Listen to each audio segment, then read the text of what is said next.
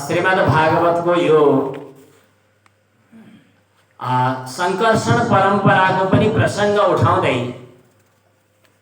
ब्रह्माजीले सृष्टि गर्नुभन्दा अगाडि सृष्टि सामर्थ्य प्राप्त गर्न भगवानको स्तुति गर्नुभयो र 10 किसिमका अलग अलग सृष्टि पनि गर्नुभयो।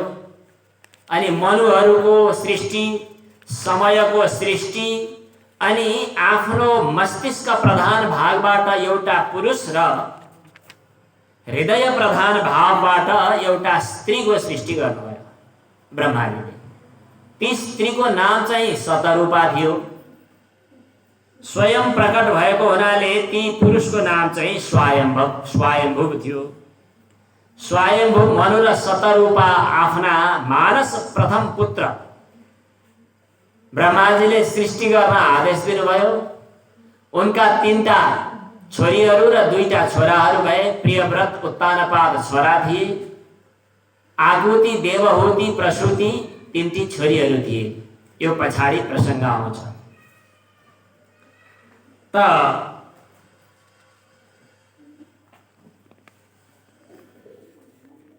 स्वयम्भू मनुले अब सृष्टि विस्तार गर्न खोज्दा जमिन उपयुक्त छैन, के गर्ने होला भनेर ब्रह्माजीसँग बिन्ती गर्दा ब्रह्माजीले हाच्छिउँ गर्नुभयो कि के भएको नि यो नाकको पालबाट एउटा सानो प्राणी निस्क्यो।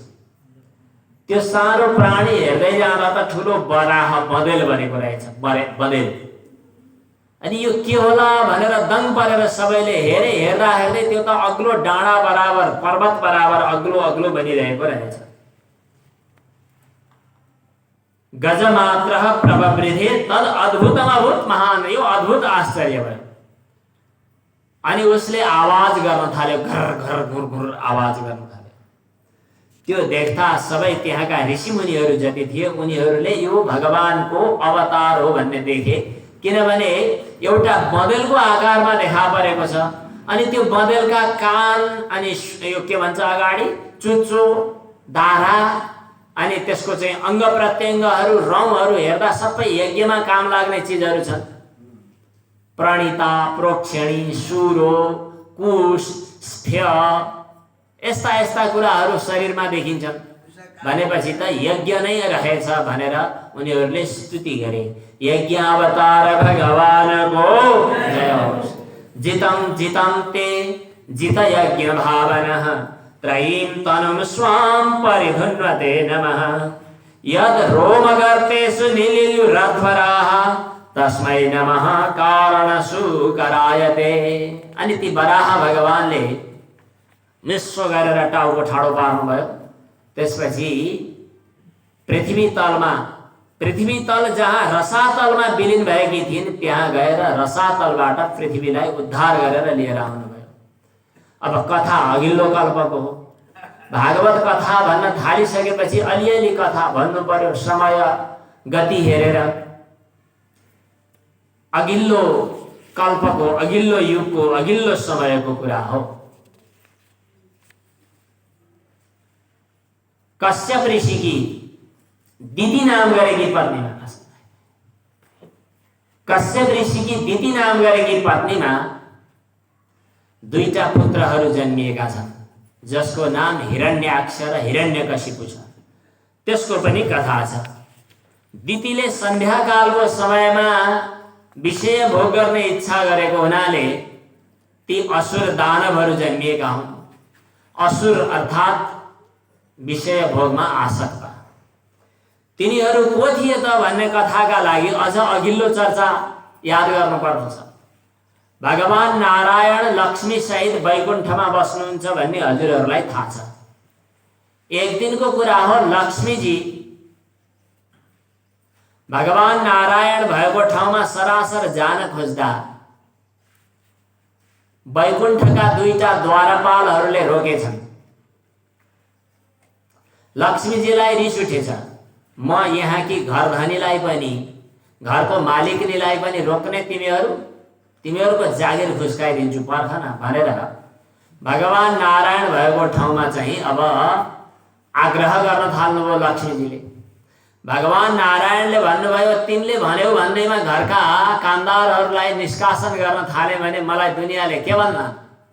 यिनको यो अपराध अहिले सहन गर्नुपर्छ, पछि फेरि अपराध गरे भने यसको प्रतिक्रिया गरौँला भगवानले भन्नुभयो।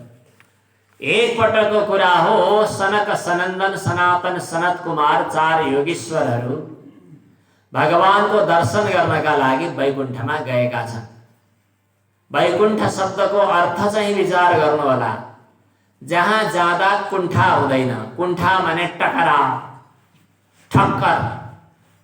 मानिस जतिसुकै सुखी छु भने पनि, जतिसुकै धनी छु भने पनि एउटा न एउटा ऊ ठोक्किने ठाउँ आउँछ।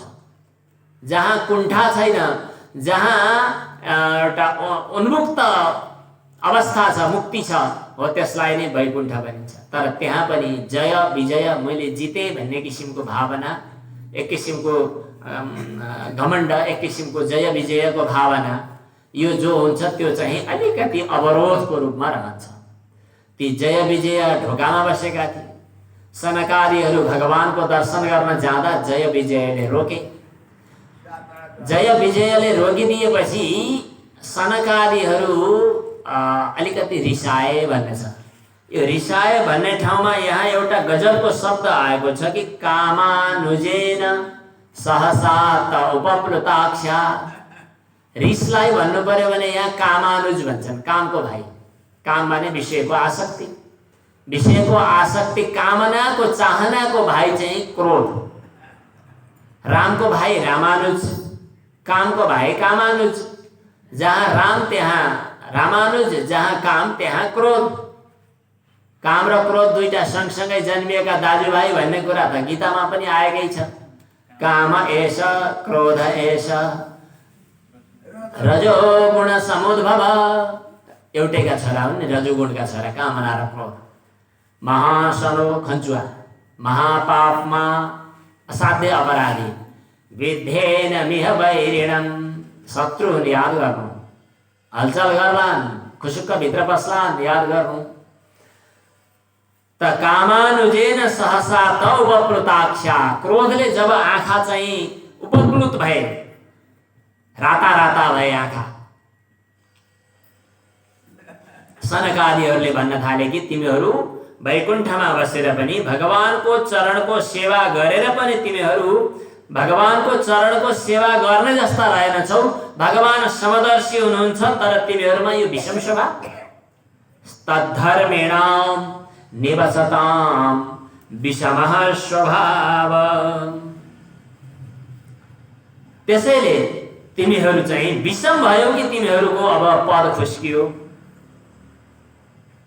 त्यसैले तिमीहरू असुर जन्ममा जान लायक छौ, यहाँ बस्न लायक छैनौ। बहुत राम्रो प्रसङ्गहरू यहाँ आएको छ, संक्षेपमा अगाडि बढाएँ। योन्तर्हितो हृदिगतो। अनि तिमीहरू असुर जन्ममा जन्म ल्यायो भनेर सनकादिहरूले साथ दिए।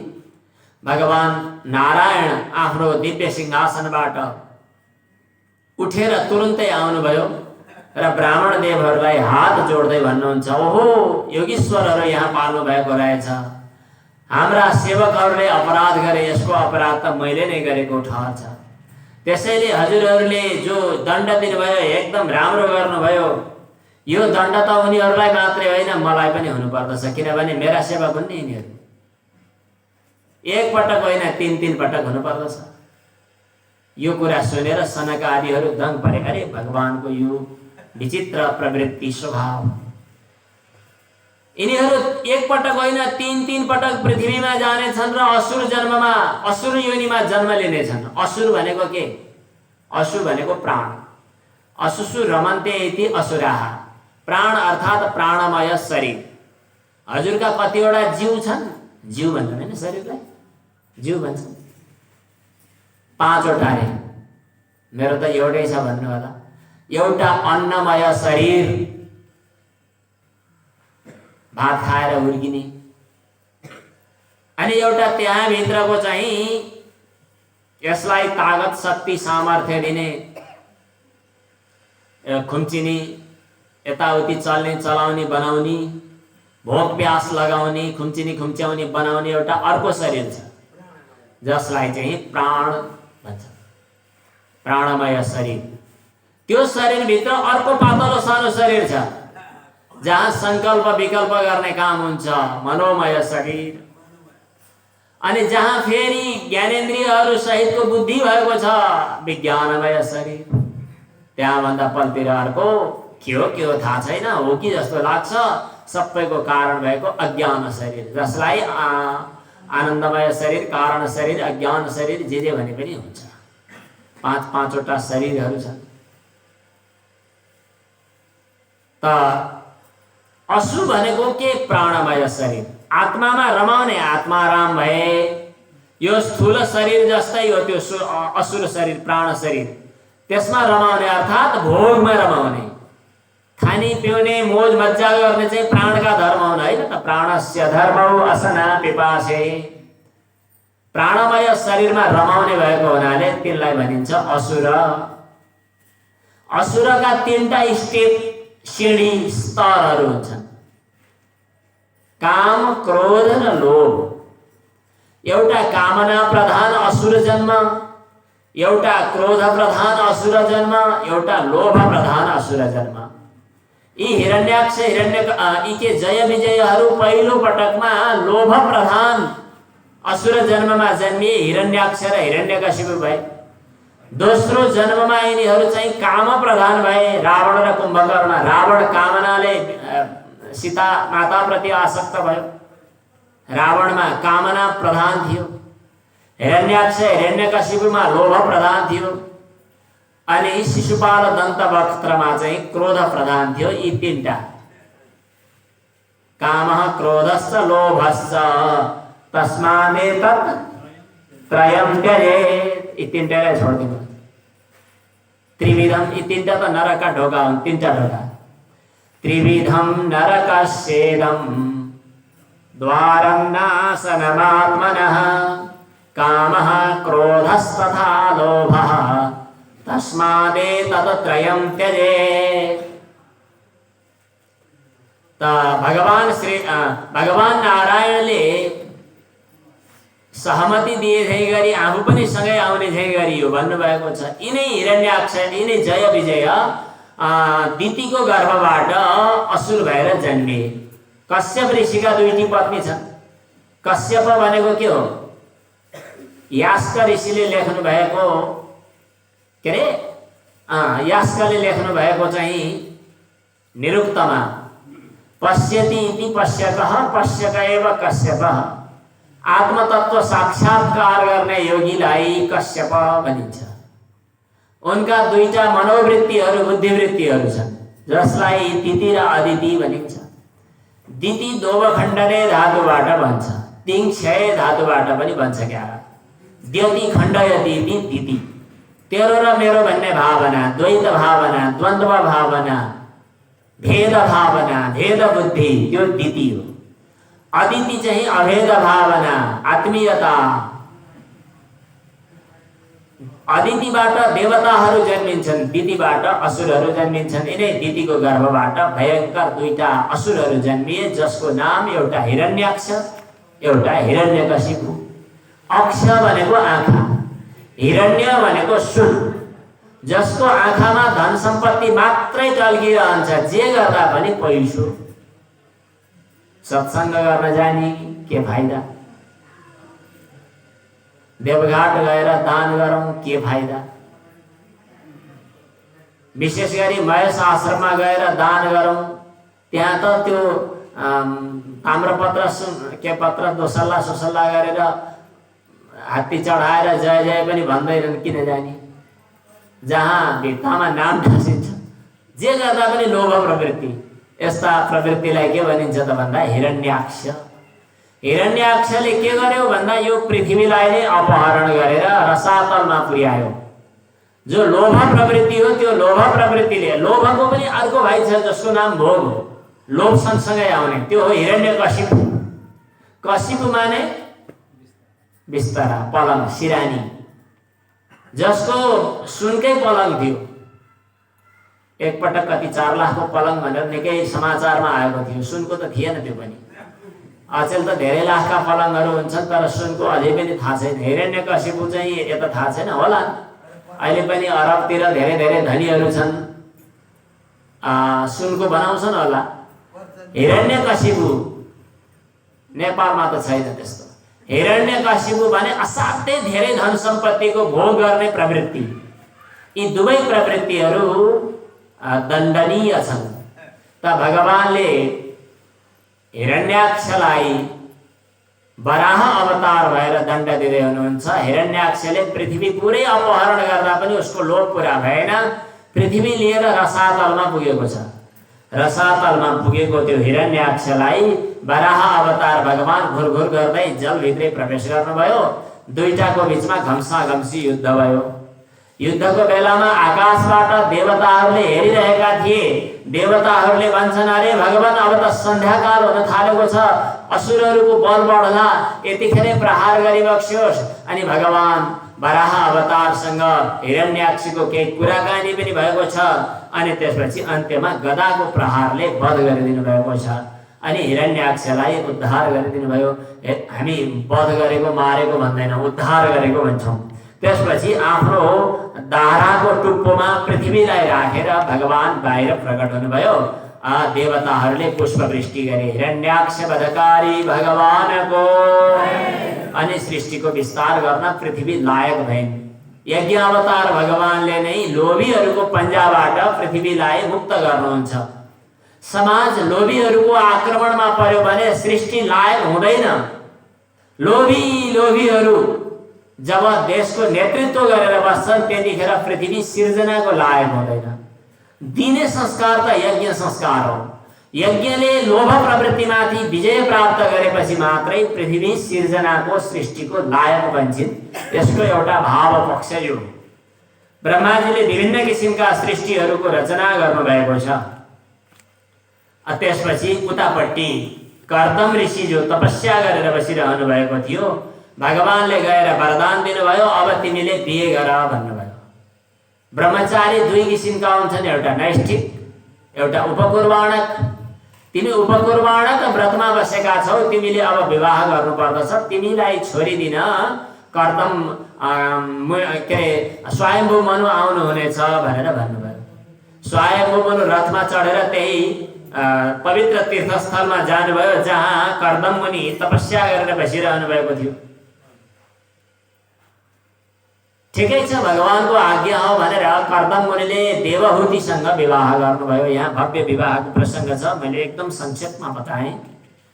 राजाकी छोरीले एउटा ऋषिसँग विवाह गर्दा राजाकी छोरीले आफ्ना भएका गहना कपडाहरू त्यही छोडेर ऋषिमुनिले लगाउने जस्तै रुखका बोक्राहरूबाट तयार भएका सामान्य कपडाहरू, बोराको थाङ्लो जस्तै कपडाहरू लगाएर ऋषिको आश्रममा बस्नुभयो।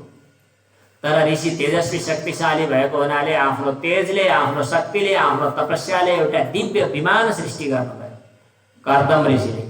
अनि विमानमा आफ्नी पत्नीलाई राखेर आकाश मार्गमा दिव्य यात्रा गर्नुभयो भनेको छ। विमान शब्दको अर्थ के हो त? जहाँ मान, अभिमान, घमण्ड, यही घमण्डले गाड्दो रहेछ। पृथ्वी तलमा गाडिने काम हाम्रो अभिमानकै कारणले भयो। मान रहित हुनुको मतलब आकाशमा दिव्य यात्रा गर्नु।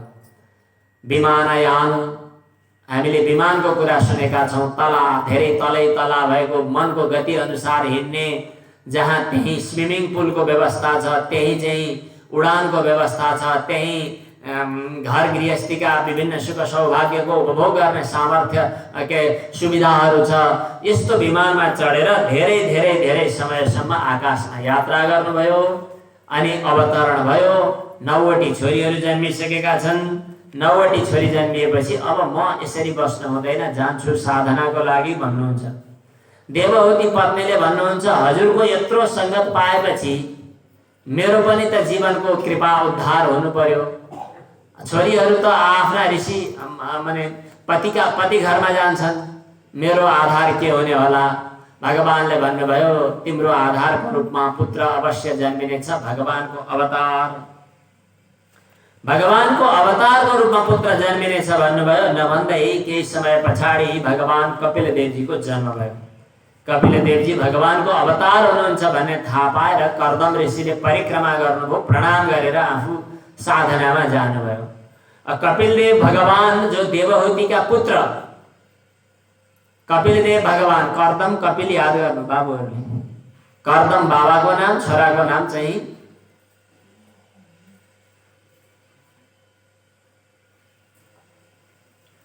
कपिल। कपिल मुनि अब अलिक ठुलो भइसक्नु भएको छ। एक दिनको कुरा हो। पितरी प्रस्थितेरण्यं मातुः प्रियचिकीर्षया तस्मिन् बिन्दुसरे वात्सीत् भगवान् कपिलः किल।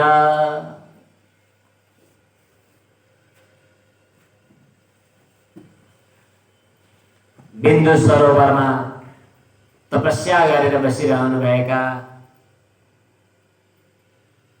व्यवहारको लागि छटपटी नगर्नु हुने, तम आसीनम अकर्माणम तत्वमार्गाग्र दर्शनम, तत्वको मसिनो सूक्ष्म अग्र निष्कर्ष बुझ्ने वाला, स्वसुतम देवहूत्याः, आफ्ना पुत्र कपिलदेव भगवानलाई आमा देवहूतिले आफ्ना पतिको वचन सम्झिँदै जिज्ञासा राख्नुभयो।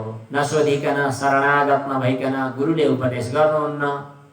देवहूतिले भन्नुहुन्छ, भगवान मैले धेरै जिन्दगी यो इन्द्रियलाई तृप्त बनाउनका लागि बिताएँ। खाना लाउन खोज्ने, भोग गर्न खोज्ने इन्द्रियहरूलाई अघाउलान् कि भनेर यिनका लागि धेरै विषय भोग गर्नका लागि धेरै जन्म बिताएँ। यति गर्दा गर्दा म यति थकित भएकी छु, यति दुःख पाएकी छु कि हैरान परिसके। निर्विण्ण नितराम भूमन असत इन्द्रिय दर्शनात्, कहिले नघाउने, गाउँघरका भाषामा भन्ने हो भने असती, एकदम दुःख दिने खाले यी इन्द्रियहरूलाई कहिले खुसी होलान् कि भनेर, यिनलाई खुसी बनाउनका लागि भनेर मैले धेरै जन्म बिताएँ। जन्म बिताउनु त के, म अन्धकारमै फँसिरहेँ। धेरै समयपछि मलाई मानव एउटा अन्धले सूर्य पाए चाहिँ गरी हजुरको दर्शन प्राप्त भएको छ। हजुर आदि पुरुष भगवान हुनुहुन्छ। हामी अज्ञानी संसार सागरमा डुबेकाहरूको एकमात्र आधार, हामी अन्धकारमा रुमल्लिएकाहरूको एकमात्र सूर्य हजुर हुनुहुन्छ। मेरो मनभित्र एक किसिमको मोहको गाँठो छ, अहंकार र ममकारको। अथ मे देव सम्मोहम अपाकर्ष्टुम तमर्हसि यो वग्रहोऽहं ममेति ते तस्मिन् योजितस्त्वया। नजाने हजुरबाटै, हजुरकै मायाले मोहित भएर होला यो महामोहमा म फँसेकी छु। के एउटा अहम, एउटा मम, म अनि मेरो। शरीर आदिलाई लिएर बेला बेलामा म भन्ने एक किसिमको आग्रह, एक किसिमको अध्यास, अनि कतिपय वस्तुहरूलाई लिएर मेरो भन्ने किसिमको आग्रह अध्यास, यो के भइरहेको होला? देह की हादीमा म मेरो भन्ने जो पन हो, दुराग्रह हो, यो हजुरकै मायाले मोहित भएर भइरहेको छ। यसबाट म छुट्न गाह्रो, मलाई छुट्न गाह्रो भइरहेको छ। मलाई यो बन्धनबाट मुक्त गराइदिनुहोस्। म हजुरको शरणमा आएकी छु।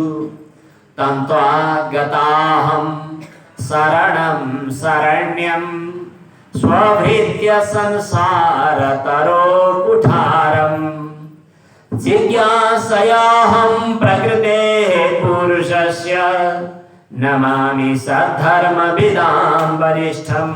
म हजुरलाई प्रणाम गर्दछु। हजुर सद्धर्मविदहरूमध्ये श्रेष्ठ हुनुहुन्छ। मलाई यो अहंकार र ममकारको ग्रन्थीबाट मुक्ति दिलाइदिनुहोस्। शरणागति। गीतामा अर्जुनले भगवान श्री कृष्णसँग हजुरको शरणमा म आएको छु, मलाई रक्षा गर्नुहोस्, मलाई उद्धार गर्नुहोस् भनेर शरणागति पछाडि ज्ञानोपदेश भएको छ। त्यस्तै शरणागतिको प्रसङ्ग आयो। अब यसपछि कपिल मुनिले आमा देवहूतिलाई जे उपदेश दिनुभएको छ यसलाई कपिल गीता भनिन्छ। यो गीता पनि उपनिषदै हो, कपिल गीता उपनिषद। भगवानले भन्नुहुन्छ, आमा यो अहंकार र ममकारको ग्रन्थीलाई खोल्नका लागि योग नै अत्यन्तै महत्त्वपूर्ण साधन हो। योग आध्यात्मिकः पुंसाम मतो निश्रेयसाय मे, कल्याणका लागि आध्यात्मिक योगको बाटो। जुन आध्यात्मिक योगलाई अवलम्बन गरेपछि दुःख पनि हट्छ, सकिन्छ, सुख पनि सकिन्छ। सुख र दुःख त दुईटा त उस्तै उस्तै हुन्। दिन र रात घुमिरहे जस्तै सुखपछि दुःख, दुःखपछि सुख। चक्रवत् परिवर्तन्ते दुःखानि च सुखानि च, नीचैर्गच्छत्युपरि च दशा चक्रनेमि क्रमेण। जहाँ पुगिसकेपछि जुन अध्यात्म योगको साधना पछाडि सुख र दुःख दुवैको सर्वथा निवृत्ति हुन्छ। वेदान्त दर्शनमा चाहिँ आत्मतत्व साक्षात्कारलाई निरतिशय आनन्द प्राप्ति भनेर भनेको छ। त्यसबाहेक अरू जुनसुकै दर्शनमा पनि सुखलाई हेय नै ठानेको छ। सामान्यतया दुःखपछिको सुख, विषय सापेक्ष सुख जो हो त्यो चाहिँ एक दिन नष्ट हुने भएको हुनाले त्यो हेय नै हो, निन्दनीय नै हो। सुख पनि विषय सापेक्ष सुख, यो सुख र दुःख दुवैको निवृत्ति हुनु, निरतिशय आनन्द, परमानन्द, त्यो विशेष आनन्द हो, त्यो छुट्टै हो। हामीले जुन सुख बुझिरहेका छौँ त्यो सुख होइन। म त्यो बताउँछु हजुरलाई, सुन्नुहोस्। उहिले सुन्न चाहनेवाला ऋषिमुनिहरूलाई पनि मैले यो योग शास्त्र बताएको थिएँ, हजुरलाई पनि बताउँछु। धेरै कठिन, धेरै अप्ठ्यारो कुराहरू नबुझिने गरी बाङ्गोटिङ्गो पारेर भनेका कुराहरू झन् जन्जाल के बोल्ने मान्छेले भनिराखेर पनि के भन्या हो नबुझिने गरेर भनेका कुराहरू भन्नु जरुरी भएन। आमालाई छोराले भन्नु छ सोझो भाषामा, आमाले बुझ्ने गरी। कुरा के हो भने नि, आमा हाम्रो एउटा चित्त भन्ने छ नि, चित्त त्यो चाहिँ कता कुद्छ भन्ने कुरा ठुलो कुरा हो। एउटा चाबी हुन्छ, घरको तालचा लगाएर खोल्ने बेलामा चाबीले खोल्ने बन्द गर्ने हुन्छ। यता घुमाइदियो भने खोल्छ, यता घुमाइदियो भने बन्द हुन्छ। यही चित्त हो। यो चित्तलाई विषयतिर फर्काइदियो भने हतगडी लाग्यो, बन्धन भयो, घाँटीमा दाम्लो लाग्यो। अब त्यसैलाई चाहिँ परमात्मातिर फर्काइदियो भने मोक्ष प्राप्त भयो।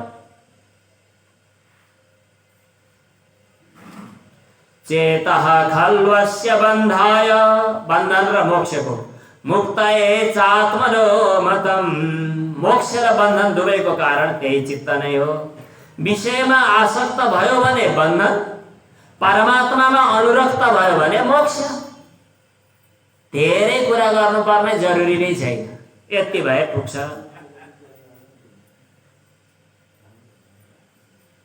त्यो परमात्मामा प्राप्ति हुनु भनेको के हो त भन्दा त्यो चित्त चाहिँ विषयतिर छटपट नगर्नु। अहंकार, ममकार, म मेरो यी भावनाले हामीलाई कामना, क्रोध, लोभ, मोह, मद, मात्सर्य जस्ता मनोमलहरू सिर्जना गर्छन्, झाडी सिर्जना हुन्छ। अनि त्यही झाडीमा आफै अल्मलिन्छ र समस्या पर्छ। त्यो झाडी फाडेर जब एक मात्र चित्त बन्छ, त्यो चित्त विषयतिर आसक्त भए त्यसको नाम चित्त। झन्झट छोडेर थपक्क बस्न बानी पर्यो भने चित्तम चित्त इति जानीया, यति त हो कुरो। धेरै झन्झटिलो कुरै छैन, सजिलो छ। आमा अहम ममाभिमानोत्थै काम लोभादिर्मलैः बीतम यदा मनः शुद्धम अदुःखम असुखम समम, त्यहाँ दुःख सुख दुवै निवृत्त छन्। त्यतिखेर दुःख सुख दुवै निवृत्त भएको बेला जब विषय स्फुरण बन्द हुन्छ, जब चित्तवृत्ति विषयतिर दौडिने छटपटी बन्द हुन्छ, त्यतिखेर त आफ्नो स्वरूप जो छँदै थियो त्यही प्रकाशित हुन्छ। के आपत्ति, के झन्झट? त्यतिखेर चाहिँ तिम्रो आफ्नो पहिचान बल्ल देखा पर्दछ। आमा हजुरको आफ्नो स्वरूप। तदा पुरुष आत्मानं केवलम प्रकृते परम, प्रकृतिदेखि पर केवल शुद्ध आत्मा जो निरन्तरम स्वयं ज्योति अणिमानमखण्डितं निरन्तरम भनेको भेदरहित स्वयं प्रकाश अणु सूक्ष्म अखण्ड अनि उदासीन सुख दुःख रहित दुवैमा सम यस किसिमको आफ्नो स्वरूपलाई आफैले अनुभव गर्न सकिन्छ। जतिखेर चित्त विषयतिरको दौडधुप बन्द गरेर टक्रक्क आफ्नो स्वरूपमा स्थिर रहन्छ। तर साथमा चाहिँ अलिकति साधनहरू हात हतियारहरू चाहिँ चाहिन्छन्। त्यो भनेको के हो त भन्दा ज्ञान वैराग्य युक्तेन भक्ति युक्तेन चात्मना। ज्ञान र वैराग्य अनि भक्ति यी तीनटा साथमा सहारा चाहिए। बोध पनि चाहियो, विषय प्रतिको अनासक्ति त पहिलो शर्त चाहिहाल्यो, भगवान प्रतिको समर्पण भक्ति पनि चाहियो। यस प्रकार भगवानको भक्ति सबैभन्दा पहिलो साधन त वैराग्य पनि बलियो बनाउने त भक्ति नै रहेछ। भागवतको सिद्धान्त त यस्तो छ कि भक्ति आमा ज्ञान र वैराग्य दुईटा छोरा। ज्ञान वैराग्य युक्तेन भक्ति युक्तेन चात्मना परिपश्यत्युदासीनं प्रकृतिं च हतौजसम्। जब यसरी आफ्नो स्वरूपलाई देख्न थाल्छ त्यतिखेर प्रकृति जो हो नि माया जो हो जसको छटपटाहटमा सबै अल्मलिरहेका छन् त्यो माया पनि शक्तिहीन भएर हो मेरो त काम छैन भनेर हात पट्याएर फरक्क लुरुक्क पछाडि फर्किन्छे। न युज्यमानया भक्त्या अखिलात्मनि सबैको आत्मा रूप परमात्मामा समर्पण भक्ति यो भक्ति भन्दा महत्त्वपूर्ण अर्को बाटो कुनै पनि छैन। विवेकी माने योगी सन्त महात्माहरूको सत्संग र त्यस्ता सन्त महात्माहरूका कथा प्रवचनमा त्यस्ता महात्माहरूको संगतमा आसक्ति गर्नु नै अरु विषयको आसक्तिलाई हटाउने साधन हो। प्रसंगम अजरम पासम आत्मनः कवयो विदु सएव साधु सुकृतो मोक्षद्वारम अपावृतम। यो आसक्ति नचाहिने कुरो पनि होइन रहेछ। खराब ठाउँमा भएर पो बिग्रेको त। सन्त महात्माहरू सज्जनहरू सत्कथा भगवत लीला चरित्रमा आसक्ति गर्यो भने त्यसले के गर्छ अरु विषयहरूको आसक्तिलाई काटिदिन्छ। अनि यो आसक्तिले आसक्ति रहित बनाउने क्रममा अनि निर्विचार मनोवृत्ति बनाउने क्रममा सहयोग गर्दछ। त्यस्ता सन्त महात्माहरूको सत्संग गर्नु यहाँ तीनटा कुराहरू बढी चर्चामा आए। एउटा सत्संग, एउटा भक्ति, अर्को ज्ञान। अब सत्संग भन्ने बित्तिकै सत्सन्त महात्माहरू गुरुहरू कस्ता हुनुहुन्छ? धेरै जसो मान्छेहरू गुरु कसलाई बनाउने भनेर चिन्ता मानिरहेका पनि भेटिन्छन्। असल गुरु नै पाइन्न अहिले भन्छन् कतिले। गुरुहरूलाई फेरि चेला नपाइएको चिन्ता पनि छ। यहाँ गुरुको लक्षण अथवा सन्त महात्माहरूको लक्षण कस्तो भन्ने कुरा चाहिँ हजुरहरूको मनले नै भन्ने कुरा यहाँ भागवतको पंक्तिमा उल्लेख गरेको छ। तितिक्षवः कारुणिकाः सुहृदः सर्वदेहिनः अजात शत्रवः शान्ताः साधवः साधुभूषणाः। जो तितिक्षु सहनशील छन्, दयालु छन्, सबै प्राणीहरूसँग मित्र छन्, मित्रवत छन्, वत होइन मित्र नै हुन्, सुहृद छन्, जसको शत्रु भन्ने कुरा संसारमा छैन, लेनदेन छैन, उनी जो शान्त छन्। यस्ता साधुहरू मध्ये सर्वश्रेष्ठ साधु भनेर मानिएको छ। जसले भगवानमा अनन्य भक्ति गर्दछन्, भगवत भक्तिमा लाग्दा सबै लौकिक व्यवहारहरू पूर्ण रूपमा परित्याग गरेर समर्पित भएर भगवत मार्गमा लागेका छन्। जसले भगवत कथा श्रवण गरेर भगवत कथामा रमाएर त्यही आनन्दी भइरहेका छन्, तिनीहरूलाई अरु तापले कहिल्यै पनि सताउँदैन। त्यस्ता साधु सन्त महात्माहरूको संगतमा लाग्नु, उनीहरूको संगत गर्दा अरु संगतहरू समाप्त हुन्छन्। संग दोष हराहिते। त्यसकारणले दुस्संगबाट निवृत्त हुनका लागि सत्संगको आवश्यक पर्दछ। काँडा हटाउन अर्को काँडा चाहिँदैन। अब सत्संग गरेपछि के हुन्छ नि? भगवान भन्नुहुन्छ आमा सत्संग गरेपछि भगवानका पवित्र लीला चरित्रहरू पनि बेला बेलामा सुन्न पाइन्छ। कथा सुन्नी भगवान श्री कृष्णका बाल लीला चरित्रहरू भगवान श्रीरामका, भगवान नारायणका विभिन्न चरित्रहरू छन्। तिनीहरू सुन्दै सुन्दै गए सक्दा कथा सुनेर केही हुन्छ। के हुन्छ? विषयमा वैराग्य पनि पैदा हुन्छ, भगवानको चरणमा श्रद्धा पनि पैदा हुन्छ। यही भगवत चरणमा प्रेम जो बढ्दै जानु हो, विषयतिर वैराग्य विरक्ति बढ्दै जानु, यसैलाई भक्ति पनि भनिन्छ। सतां प्रसंगात् मम वीर्य संविदो भवन्ति हृतकर्ण रसायन कथा तज्जोषणात् आश्वपवर्ग वर्त्मनि श्रद्धा रतिर्भक्तिरनुक्रमिष्यति। जब भक्ति बढ्दै गर्छ, भक्त्या अपमान जात विराग इन्द्रियात्, विषयप्रतिहरू वैराग्य घट्दै गर्दछ।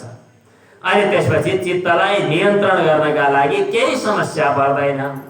प्रकृतिका गुणहरूको, शब्दादि विषयहरूको सेवा गर्न, मतलब त्यसमा आग्रह कम गरेर, वैराग्य सहित ज्ञानलाई अगाडि सारेर, भगवानमा समर्पित योगको अवलम्बन गरेर अनि भक्तिको आश्रय लिएर पनि परमात्मालाई आफ्नो हृदयभित्र राख्न, स्थिर गर्न सकिन्छ।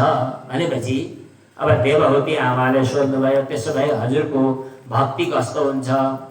काचित् त्वय्युचिता भक्तिः कीदृशी मम गोचरा यया पदं ते निर्वाणम् अञ्जसान्वास्नवा अहम्।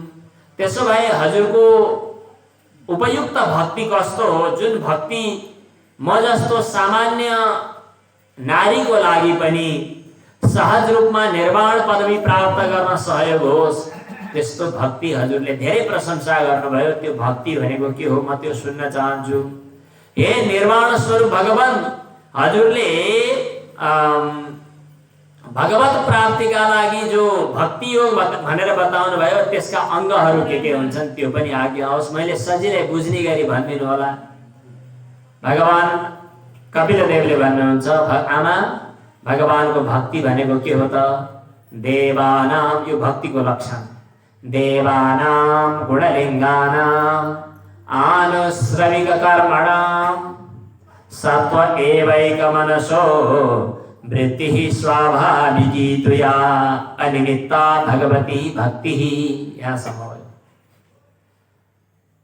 गुणलिङ्गानां गुणैर्लिङ्ग्यन्ते इति गुणलिङ्गाः इन्द्रियाणि तेषाम् इन्द्रियाणाम्।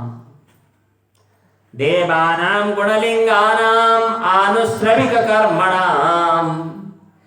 कतिपय वेदले बताएका कर्मको पछि लाग्छन्, कतिपय चाहिँ विषय भोगका आफ्ना परम्परागत कतिपय विषयहरूमा पछि लाग्छन्। त्यस्ता विषयहरूतिर दौडिनेवाला इन्द्रियहरू के भए? गुणलिङ्ग भए। यिनीहरूलाई स्वाभाविक रूपमा भगवानमा मात्रै अनन्य भावले हर तरहबाट समर्पित गर्ने प्रक्रियालाई भक्ति भनेर भनिन्छ, जो अनिमित्त हुनु पर्यो, अर्थात् निस्शर्त, कुनै कारण कुनै शर्त लगाएर भगवानको भक्ति गर्यो भने यो फाइदा हुन्छ भनेर होइन। कुनै शर्त बिना, कुनै निमित्त बिना भगवानमा हर इन्द्रियहरूबाट हाम्रो मनोवृत्ति चाहिँ वारवार्ती भगवानमा समर्पित भएर लाग्नु पर्यो। यहाँ अहिले पूजामा बत्ती बालेका छौँ, बत्ती ढाक्नुपर्छ भन्ने विधि छ भन्नुभएको छ। बत्ती उपयोग नगर्नु भन्ने विधि भएको हुनाले ठिकै छ। पछि धेरै जसो यज्ञमा जाँदाखेरि त्यो ढाक्ने ढक्कन भएको पूजा के पुवाल पुवाल भएको चिज राख्छन्। अनि त्यो पुवाल भएको ठाउँबाट दिउँसो त थाहा पाइँदैन, राति चाहिँ भित्रको प्रकाश त्यो पुवाल भएको ठाउँबाट फुत्त पर एउटा अलिकति टाटो वहाँ पुग्छ, अलिकति वहाँ, अलिकति वहाँ, अलिकति वहाँ, अलिकति वहाँ पुग्छ। जहाँ जहाँ पुवाल छ त्यहाँ त्यहाँबाट प्रकाश बाहिर जान्छ र अनि एक ठाउँमा गएर ठोकिन्छ। वृत्तिको अर्थ लागेको के जसरी त्यसै गरी हाम्रो मन, चित्त भनौँ अहिले, चित्त, त्यो चित्त चाहिँ इन्द्रियहरू मार्फत घटादि विषयमा पुगेर घटादि पदार्थलाई आफ्नो बनाउँछ। त्यसलाई घटाकार वृत्ति भनिन्छ। त्यो चित्त इन्द्रिय मार्फत घैँटोमा पुगेर ठोकिएर घैँटोको आकारको बन्यो। त्यो घैँटोको आकारको बनेको चित्तलाई घटाकार चित्तवृत्ति भन्छ।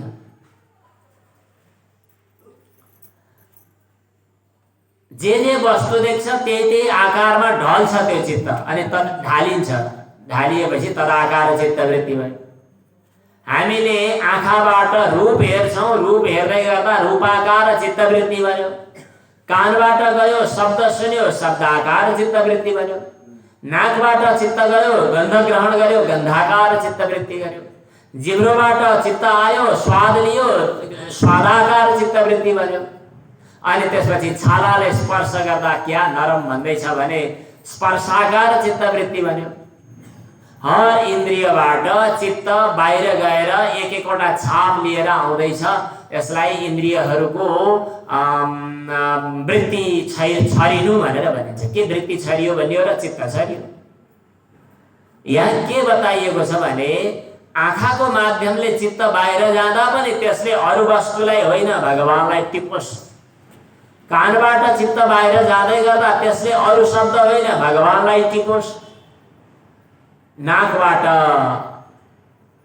त्वगिन्द्रियबाट, श्रोत्रेन्द्रियबाट, हर इन्द्रियबाट गएर तत्तत विषयको ग्रहण गर्ने होइन कि भगवानलाई नै ग्रहण गरोस्। देवानाम, यही हो अर्थ यसको। देवानाम गुणलिङ्गानाम आनुश्रविक कर्मणाम सत्व एवैक मनसो। सत्वमूर्ति भगवान हरिप्रति स्वाभाविक प्रवृत्ति वारवारले चित्त लागेको छ। जसरी नदी समुद्रतिर दौडै छ त्यसै गरी मनोवृत्ति भगवानतर्फ गएको छ। जे देख्छ भगवान देख्छ। यस्तो खाले भक्ति चाहिँ सिद्धि भन्दा पनि अझ श्रेष्ठ छ। यसले आफ्ना ती वासनामय शरीर, वासना कोष, यसलाई चाहिँ सुकेको कपासलाई सलाई कोरेर आगोले एकैछिनमा नष्ट गरे झै गरिकन सम्पूर्ण कोषहरूलाई अथवा वासनामय शरीरलाई समाप्त गरिदिन्छ यो भक्तिले। भक्तिका सम्बन्धमा अरू आचार्यहरूले पनि अलग अलग परिभाषा बताउनु भएको छ। भगवत भक्ति रसायनमा मधुसूदन सरस्वतीले यो बताउनु भएको छ। द्रुतस्य भगवत धर्मात् धारावाहिकतां गता सर्वेशे मनसो वृत्तिर्भक्तिरित्यभिधीयते। त्यो चित्तलाई फेरि एकछिन लगाएर के गर्ने हो र फेरि फुत्त अर्को भेटी अर्कोतिर गइहाल्छ। त्यसैले यसको द्रवी भाव, यसलाई पगाल्ने भन्ने कुरा छ। भगवत धर्मको अनुशीलन गरेर चित्तलाई द्रवित बनाउने। भगवत धर्मको अनुशीलन भनेको भगवानका पवित्र लीला चरित्रहरू सुन्ने, भगवानको भजन कीर्तन गर्ने, भगवानको सम्झना गरेर हृदयमा एकदम द्रवी भाव हुने। यी विशेष घटनाक्रमले हाम्रो चित्तलाई चाहिँ पगाल्छ। चित्त भनेको चाहिँ एउटा लाहा जस्तै हो भनेर लेखिएको छ।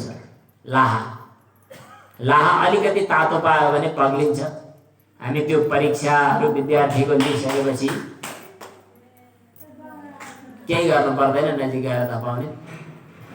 परीक्षाको विद्यार्थीहरूको कापी तयार गरिसकेपछि एउटा थैलाभित्र हालेर त्यसलाई बन्द गरेर माथि लाहा छाप लगाउँछौँ विश्वविद्यालयतिर पठाउने बेला।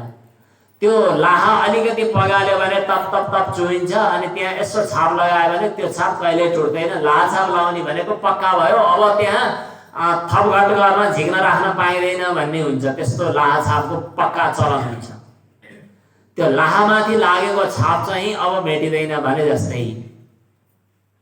त्यत्तिकै त के छाप लाग्छ र, तात्नु पर्यो नि।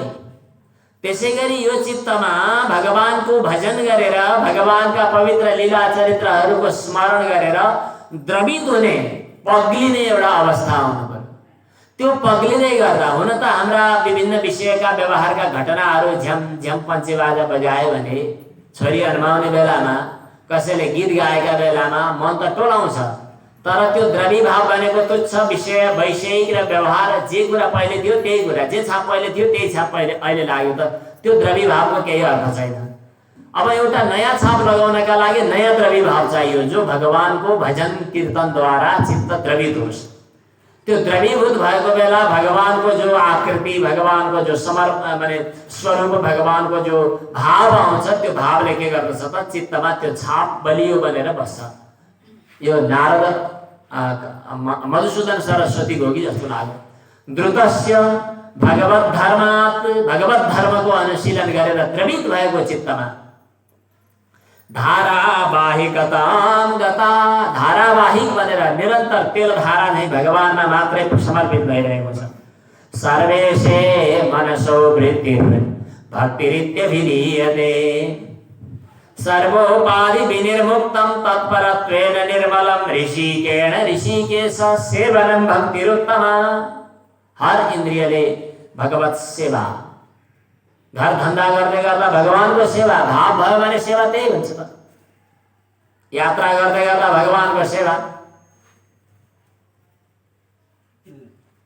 निद्रा समाधि स्थितिः सञ्चारः पदयो प्रदक्षिण विधि स्तोत्राणि सर्वा गिरो यद् यद् कर्म करोमि तत्तदखिलं शम्भो तवाराधनम्। अन्याभिलाषिता शून्यम, अरूको अभिलाषा रहित भएर ज्ञान कर्मादि अनावृतम, जुन ज्ञान कर्म इत्यादिका कारण बाहनामा पनि त्यो चित्त बाहिर हलचल नगरोस्। आनुकूल्येन कृष्णानुसेवनम भक्तिरुत्तमा, अनुकूल भावले भगवत सेवा गर्नु उत्तम भक्ति हो भनेर पनि भक्तिको परिभाषा आचार्यहरूले गर्नुभएको छ। त भक्तिमा एउटा विशेष शर्त के छ भने अनिमित्ता हुनुपर्दछ, स्वार्थ युक्त हुनु हुँदैन। भगवानको भक्तिमा चाहिँ कुनै शर्त हुनु हुँदैन, त्यो अनिमित्ता हो। जरयत्यासुयाकोशम, यसले कर्म संस्कार रूपी बाहिरी खोललाई, लिङ्ग शरीरलाई समाप्त गरिदिन्छ, वासना शरीरलाई समाप्त गरिदिन्छ। जुन वासना शरीरको कारणले फेरि जन्म लिनुपर्ने हो, त्यो समस्या अब रहँदैन। नैकात्मतां मे स्पृहयन्ति केचित् मत्पाद सेवा विरता मदीया, ये न्यून्यतो भागवता प्रसज्य सभा जयन्ते मम पौरुषाणि। भगवानको चरणमा समर्पित भएका भक्तहरूले भगवानको नित्य निरन्तर स्मरणमा आफू समर्पित हुँदै गर्दा सायुज्य आदि मोक्षहरूलाई पनि उनीहरू चाहँदैनन्। नित्य निरन्तर भगवानकै स्मरणमा समर्पित हुन चाहन्छन्। उनीहरू हर अवस्थामा भगवत स्मरणमा आफूलाई जब समर्पित गर्दछन्, त्यतिखेर अब कुनै जन्म मृत्युको भय, जन्म मृत्युको समस्या रहनेवाला छैन। ऊ त थाहा नपाइकन तदाकाराकारित बन्यो, अब उसमा ऐक्य, एकता, अद्वैत भाव सिद्ध भयो। ज्ञानले पुर्याउने ठाउँमा भक्तिद्वारा थाहै नपाइकन पुग्यो।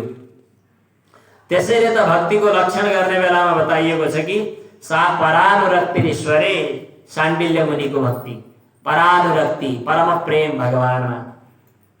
सात्वस्मिन् परम प्रेम रूपा, नारद मुनिले आमालाई यसरी भक्तिको रहस्य पनि बताउनु भएको छ। कपिल मुनिले यतिसम्म कि स्पृहा, चाहना, भोगको, मोक्ष, भोगको त हुने कुरै आएन, मोक्षको समेत नहोस्। भुक्ति मुक्ति स्पृहा यावत पिशाची हृदय वर्तते, जबसम्म हृदयमा भोग मोक्षको चाहनासम्मको पिशाची रहन्छ, तबसम्म भक्ति सुख उसले प्राप्त गर्न, माने भक्तिको मूल मर्म उसले प्राप्त गर्न सक्दैन। यसरी भक्तिको रहस्य बताउनु भयो। त्यसपछि विभिन्न सृष्टिहरूका कुराहरू पनि बताउनु भएको छ। अनि प्रकृति र पुरुष दुईटा कुराहरू, यिनको विवेक गर्नुपर्ने कुरा। अनि त्यसपछि चाहिँ प्रकृतिलाई विवेकद्वारा कसरी जित्न सकिन्छ भन्ने चर्चासँगै अष्टाङ्ग योगका विधिहरू, योग भन्नाले आसन कसरी स्थिर हुने, प्राणायाम कसरी गर्ने, मनका मलहरूलाई कसरी जित्ने, शुद्ध आसनमा स्थिर भएर बस्ने, प्राणायाम गर्ने, अनि मनलाई एकाग्र बनाउने, आफू आफैभित्र रमाउने, बाहिरबाट भित्र बस्ने, के बाहिर नदगुर्ने, भित्र बस्ने, थपक्क बाबासित शान्त भई बस, यस्तो। अनि भित्र चाहिँ फेरि चुप्पो लागेर अल्मलिएर बस्ने होइन, त्यहाँ भित्र त के छ विचित्र छ। ध्यान गर्ने भगवानको, प्रसन्न वदनाम भोजम पद्मगर्भारुणे क्षणम, भगवानको सुन्दर स्वरूपको ध्यान गर्न सकिन्छ।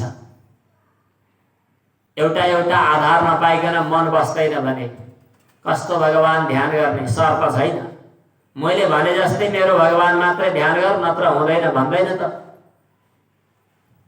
भगवानको श्याम सुन्दर श्री कृष्णचन्द्रको ध्यान गर्छ, ए हुँदैन, ठुलो कृष्ण त हाम्रो होइन, हामीलाई त फुच्ची कृष्ण चाहिन्छ भन्छ एउटा। त्यो नौनी खाएर हिँड्ने कृष्ण हुँदैन, राधालाई लिएर हिँडेको कृष्ण चाहिन्छ भन्छ अर्को। होइन, त्यो कोक्रामा सुतेको कृष्ण मात्रै ठिक, अर्को कृष्ण हुँदैन। यस्तो होइन भागवतको तात्पर्य। भगवानलाई यसरी अलग अलग भागमा बाँड्नु जरुरी छैन, जुन रूपमा पनि ध्यान गर्न सकिन्छ। भगवान शिवको दिव्य स्वरूप मन पर्नेहरूले शिव रूपमा भगवानको किन रूपमा आग्रह छैन नि त, तर मनको श्रद्धा अथवा गुरु परम्परा जसमा अतिशय छ, जुन भगवानको स्वरूपमा शास्त्रोक्त शास्त्रविहित भगवानका विभिन्न रूपहरूमध्ये जुन स्वरूपमा बढी छ, भगवानको त्यो स्वरूपको ध्यान गर्न सकिन्छ। कीर्तन्य तीर्थ यशसं पुण्य श्लोक यशस्करं ध्यायेत् देवं समग्रांगम यावत् नच्यवते मन। जबसम्म चित्त त्यहाँबाट हलचल गर्ने, दौडिने, आउने जाने, छटपटाउने गर्दैन, चञ्चल बादल जस्तो गर्दैन, तबसम्म ध्यानमा अलिक आग्रहपूर्वक लगाइरहनु। तस्मिन् लब्धपदं चित्तम, जब ध्यान गर्दा गर्दै भगवानको स्वरूपको ध्यान गर्दा गर्दै त्यहाँ चित्त अवस्थिर हुने अभ्यास गरौँ भन्ने थाहा भएपछि भगवानका अलग अलग एक एक अङ्गमा पनि चित्तलाई लगाइदिनु। यो भनेको के हो? चित्त हराउने तरिका हो। भगवानको चिन्तनमा चित्तलाई लगाइदिनु भनेको यो सगुण साकारमा अल्मलिने होइन भन्न पर्दैन। त्यही भगवान चित्तलाई चित बनाइदिने हो, त्यही चित्तलाई समाप्त गरिदिने हो। चित्त समाप्ति न समस्या हो, सबै मतलब अभिप्सित हो। तस्मिन् लब्धपदं चित्तं सर्वावयव संस्थितं विलक्ष्यैकत्र संयुज्यात् अंगे भगवतो मुनि। भगवानका एक एक विग्रहहरूलाई अलग अलग ढङ्गले ध्यान गर्न सकिन्छ। सबैभन्दा पहिले अब हजुरहरू कता आयो? भगवान आँखा चिम्लिनु। मेरो हृदयभित्र सिंहासन छ, सुवर्णमय सिंहासन।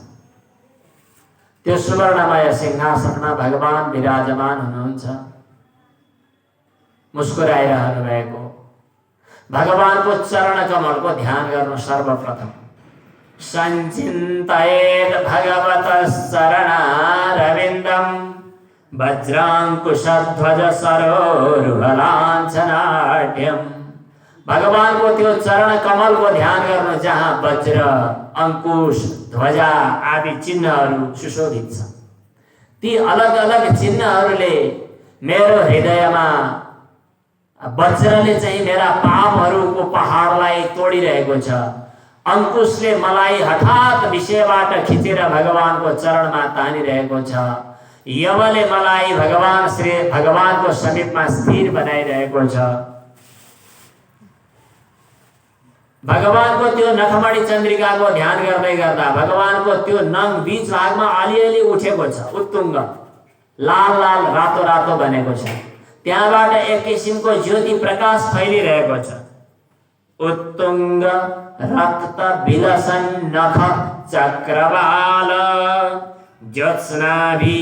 त्यो भगवानको नख मणि चन्द्रिकाले, चन्द्रमाको जस्तै किरण जस्तै भगवानको नखबाट प्रकाशित भइरहेको उज्यालोले के गर्दैछ त?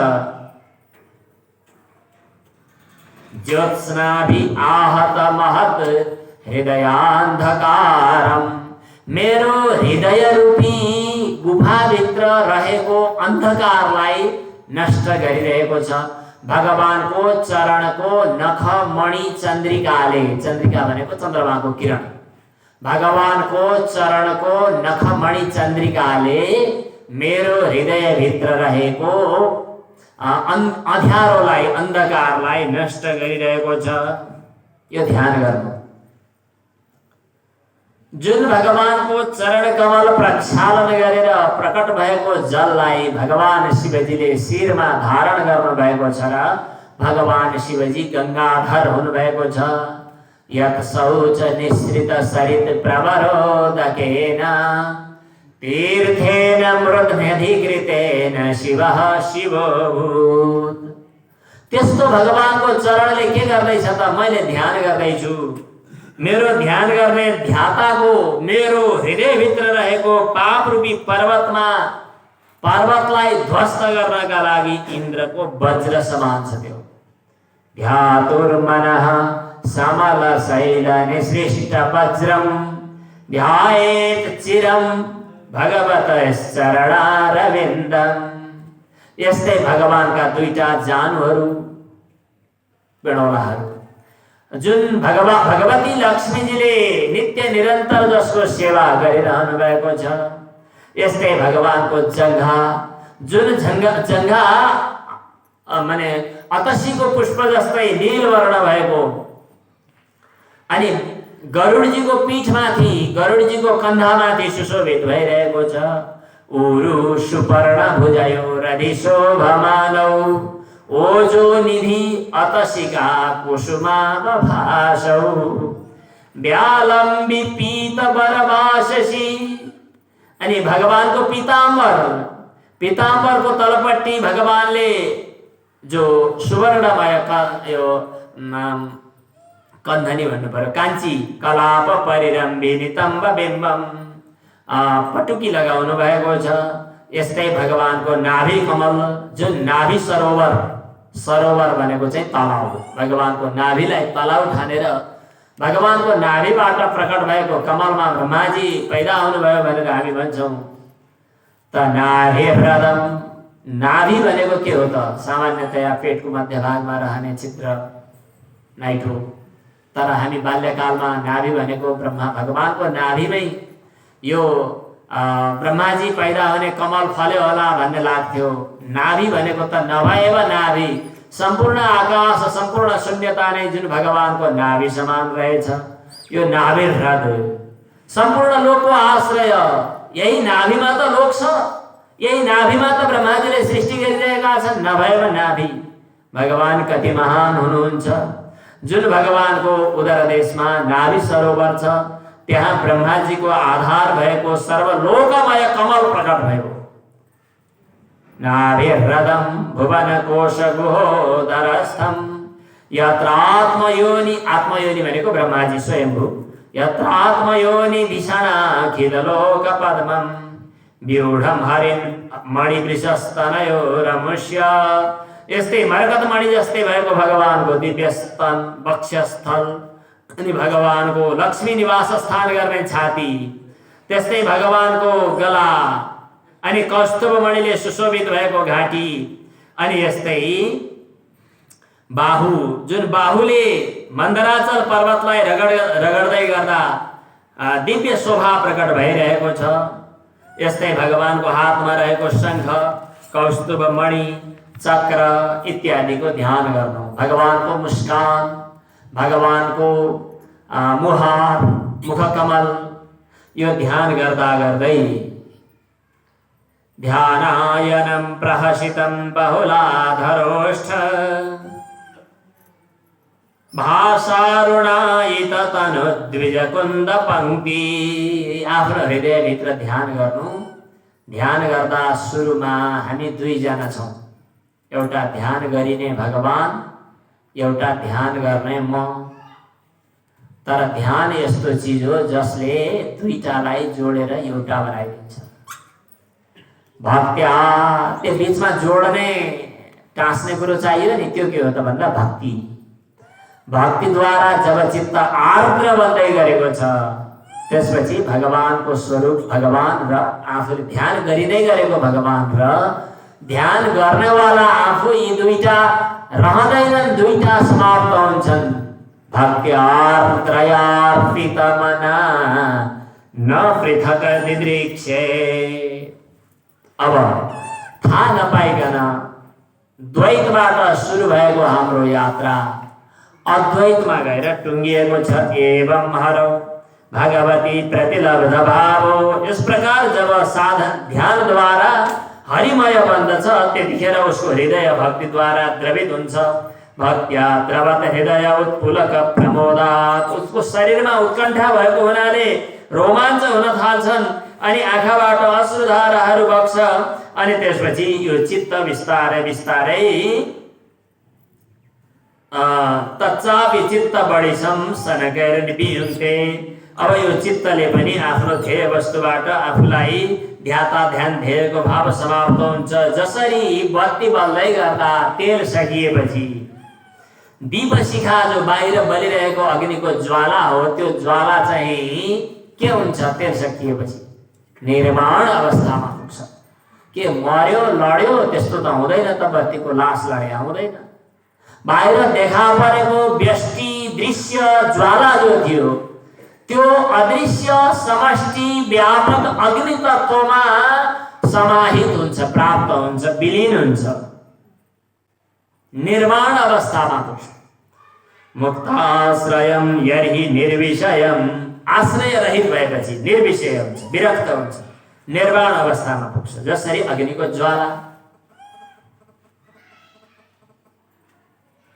दीपो यथा निर्वृतिमा विभेदो नैवावनिं गच्छति नान्तरिक्षं दिशं न काञ्चित् विदिशं न काञ्चित् स्नेहस्यात् केवलमेति शान्तिम् एवं कृति निर्वृतिमा विभेदो नैवावनिं गच्छति नान्तरिक्षं दिशं न काञ्चित् विदिशं न काञ्चित् स्नेहस्यात् केवलमेति शान्तिम्। ब्रह्माकार हुन्छ, आश्रय विषय र रागले रहित भएर देहादि उपाधि निवृत्त भइसकेपछि त्यहाँ ध्याता ध्यान ध्येयको विभाग पनि समाप्त हुन्छ। सर्वत्र भगवान अन्वेक्षते प्रतिनिवृत्त गुण प्रवाह। यो वृत्तिलाई चरम वृत्ति भन्छन्, ब्रह्माकार वृत्ति। ब्रह्माकार वृत्ति निर्वृत्ति बन्नका लागि सहयोगी हुन्छ, त्यो अन्तिम वृत्ति हो भन्ने कुरा वेदान्तमा आएको छ। त्यो त संकेत गर्नुभयो यहाँ। स्वोपेतया चरमया मनसो निवृत्त्या तस्मिन् महिं न्यवसितः सुख दुःख बाह्ये हेतुत्वमप्यसति कर्तरि दुःखयोर्यत् स्वात्मन् विधत्त उपलब्ध परात्मकाष्ठ। जब यो चित्त विलय, चित्तको चिद्भाव, त्यतिखेर दुःख रहित सुख दुःखबाट बाह्य भएको ब्रह्मको आफ्नो स्वरूपमा स्थित रहन्छ। ब्रह्म साक्षात्कार हुन्छ। योगी सुख दुःखको भोक्ताको रूपमा अज्ञानवश आजसम्म जे जति देखेको थियो त्यो त ममा होइन रहेछ, अविद्याकृत अहङ्कारमा हिजो अस्ति झुकिएर घटना घटेको रहेछ भन्ने कुरा उसले बुझ्छ। प्रारब्धसँग सम्बन्ध भएको हुनाले देह केही दिन हल्लिन सक्छ, साथमा कुद्न सक्छ, तर उसले यसलाई देख्दैन। देहं च तं न चरमः स्थितमुत्थितं वा सिद्धो विपश्यति यतोऽध्यगमत स्वरूपम। उस स्वस्वरूपमा प्राप्त गरिसकेको छ। मदिरा खाएर मस्त भएको व्यक्तिले कपडा खुस्किएको पनि थाहा पाउँदैन। जसरी ब्रह्मानुभूति रूपी अमृत पान गरिसकेपछि यो शरीर रूपी कपडा खुस्कियोस् कि रहोस् के मतलब। आहा, देहं च तं न चरमः स्थितमुत्थितं वा सिद्धो विपश्यति यतोऽध्यगमत स्वरूपम् दैवात् उपेतमथ दैववशात् अपेतं वासो यथा परिकृतं मदिरा मदान्ध। अब शरीरको कुरालाई हामीले किन टाउको दुखाइरहनु? यो त प्रारब्धले झुन्ड्याउने चिज हो। प्रारब्ध अनुसार जबसम्म रहन्छ, जबसम्म कुद्छ। म त जागिसके, स्वप्नका कुरामा म किन अल्मलिने? स्वप्नमा मलाई समस्या परेको थियो भनेर जागेपछि स्वप्न पदार्थहरूमाथि छटपटाइरहनु, दौडिरहनु, रुनी कराउने गरिरहनु जरुरी नै छैन। देहोऽपि दैववशगः खलु कर्म यावत् प्रारब्धकं प्रतिसमीक्षत स्वारम्भकं प्रतिसमीक्षत एव साशु तं स प्रपञ्चमधिरूढ समाधियोगः स्वाप्नं पुनर्न भजते प्रतिबुद्ध वस्तु। स्वाप्निक पदार्थहरूलाई अब जागेपछि उसले हेर्दैन। बाहिर देख्छ देख्न त आँखा नहेर्ने होइन, तर हेर्दाखेरि के देख्छ? सबै परमात्मा मात्र देख्छ। सर्वभूतेषु चात्मानं सर्वभूतानि चात्मनि, सबै प्राणीहरू आफूमा नै र आफू सबै प्राणीहरूमा नै अनन्य भावले रहेको देख्छ। जसरी आगाको ज्वाला ठाउँ अनुसार अलग अलग हुन्छ, जसरी बिजुलीको करेन्ट बल्ब अनुसार हिटरमा जाने हो कि फ्रिजमा जाने हो कि वासिङ मसिनमा जाने हो कि आइरनमा जाने हो कि बल्बमा जाने हो कि पंखामा जाने हो कि यो माइकमा जाने हो कि जहाँ जहाँ जान्छ तहीँ तहीँ त्यस्तै त्यस्तै भन्छ। त्यसै गरी एउटै आत्मसत्ता अलग अलग ढङ्गले देखा परेको भन्छ र उसले हरेक ठाउँमा आत्मसत्ता बाहेक परमात्मा सत्ता बाहेक अरू केही पनि देख्दैन। स्वयोनिषु यथा ज्योतिरेकं नाना प्रतीयते योनीनां गुणवैषम्य तथात्मा प्रकृतौ स्थितः। इस प्रकार आमा देवहूतिलाई कपिल मुनिले उपदेश गर्नुभएको छ। भक्तिका सात्विक आदर्श तामस, उच्चतम भक्ति, साधारण भक्ति र तुच्छ भक्तिको लक्षण पनि बताउनु भएको छ। सात्विक भक्ति कस्तो, राजस भक्ति कस्तो, तामस भक्ति कस्तो? राग द्वेष अलिअलि गरेर यसो बेला बखतमा सामग्रिक पञ्चपालो टल्काएर यसो मन्दिरतिर जान्छ, जाँदा यसो गहना गुरिया झल्काउँदै जाने, यताउति देख्ने, अनि चिची तुरदुर पनि गर्दै हिँड्ने गर्छ, त्यो तामसी भक्ति हो। यस ऐश्वर्य इत्यादिको कामना गरेर दैनिक रूपमा अलिअलि श्रद्धा मिसाएर भगवानको भजन गर्ने त राजसी हो। गरेका कर्महरू भगवानमै समर्पण गर्न, तत्सत नमम भनेर भगवानमै समर्पण गर्न सात्विक बुद्धिले गर्नेवाला भक्ति जो हो त्यो सात्विक भक्ति हो। तर जो भक्ति जसले भगवत कथा श्रवण गर्दा सर्वतोभावेन भगवानमा नै समर्पित हुन्छ, जसरी गंगा समुद्रतिर अनवरत प्रवाहित भइरहेका छन्, त्यसै गरी भगवानमा नै निष्काम भावले समर्पित भएर जसले भजन गर्दछ त्यो सात्विक सर्वोत्कृष्ट भक्ति हो। मद्गुण श्रुति मात्रेण मयि सर्वगुहाशये मनोवृत्तिरविच्छिन्ना यथा गंगाम्भसोऽम्बुधौ लक्षणं भक्ति योगस्य निर्गुणस्य हृदाहृदम् अहैतुक्य व्यवहिता या भक्ति पुरुषोत्तमे। त्यो अहैतुक र अव्यवहित भक्ति हुनुपर्दछ, जसले सालोक्य साष्ट सामिप्य सारूप्य जस्ता मोक्षहरूलाई पनि वास्ता गर्दैन। भगवत भक्ति भएको उसलाई केही पनि चाहदैन। यो आत्यन्तिक भक्तिमा निष्ठा राख्ने व्यक्ति तिनै गुणलाई अतीत गरेर भगवानमा प्राप्त हुन्छ। तर मूर्ति आदिमा मात्रै भगवान भन्ने आग्रह गर्ने, तर बाहिर भगवान नदेख्ने यस्ता पामरहरूको तुच्छ व्यक्तिको भक्तिबाट म प्रसन्न हुन्न भगवानले भन्नुभएको। अरू मान्छेसँग राग द्वेष झगडा पनि गर्ने अनि पूजाको नाटक नौटंकी गर्ने, यस्ताबाट म प्रसन्न हुन्न। दिवसतः परकायेष्मां मानिनो भिन्नदर्शिनः भूतेषु बद्धवैरस्य न मनः शान्तिमृच्छति। बरु म त हरेक प्राणीहरूको हृदयभित्र व्यापक छु भनेर अनुभव गर्दै सर्वत्र भगवत भाव, सर्वत्र समर्पण, सर्वत्र भगवत दृष्टि जसले गर्दछ त्यस्तामा प्रसन्न हुन्छु।